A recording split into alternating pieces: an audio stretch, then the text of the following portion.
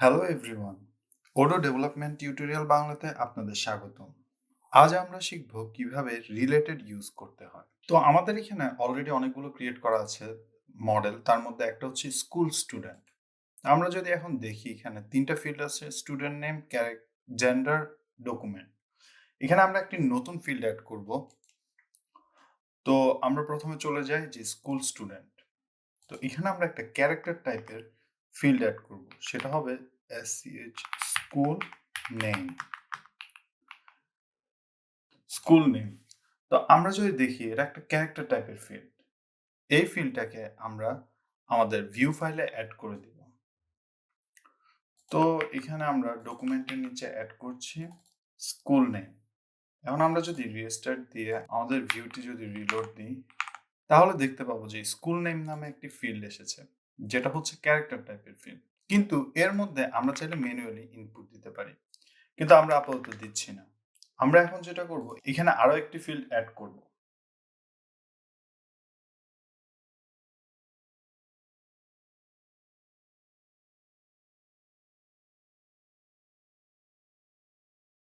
ফিল্ডের নাম হবে ক্লাস আইডি। আমরা ইতিমধ্যে many to one field add করা দেখিয়েছি, ঠিক সেম ভাবে আমরা এখানে সেটা অ্যাড করব। তো ক্লাস আইডিটা আমরা আমাদের ভিউতে যদি অ্যাড করে দিই, এরপর আমরা রিস্টার্ট দিব। রিস্টার্ট দেওয়ার পর রিলোড যদি দিই, তাহলে আমরা দেখতে পাবো যে এখানে ক্লাস আইডি ফিল্ডটি চলে এসেছে। তা আমরা এই কামরুল ইসলাম, সে কোন ক্লাসে পড়ে, আমরা ধরে নিলাম সে ক্লাস 7-এ পড়ে। সেভ করে দিলাম। তাহলে কামরুল ইসলামের নামে ক্লাস 7 চলে এসেছে। এখন আমরা চিন্তা করলাম যে আমাদের এই স্কুল নেমটি অটোমেটিক ফিল আপ হবে। অটোমেটিক ফিল আপ করার জন্য আমরা যে অ্যাট্রিবিউটটি ইউজ করতে পারি সেটি হচ্ছে রিলেটেড। আমরা লিখলাম রিলেটেড। রিলেটেড ইকুয়াল টু, তো আমরা প্রথমে লিখব যে এটা এই ভ্যালুটা কই থেকে আসতে পারে, যেমন class ID school dot class. প্রথমে আমরা ক্লাস আইডির ভিতরে যাচ্ছি। তো ক্লাস আইডিটা কোত্থেকে এসেছে?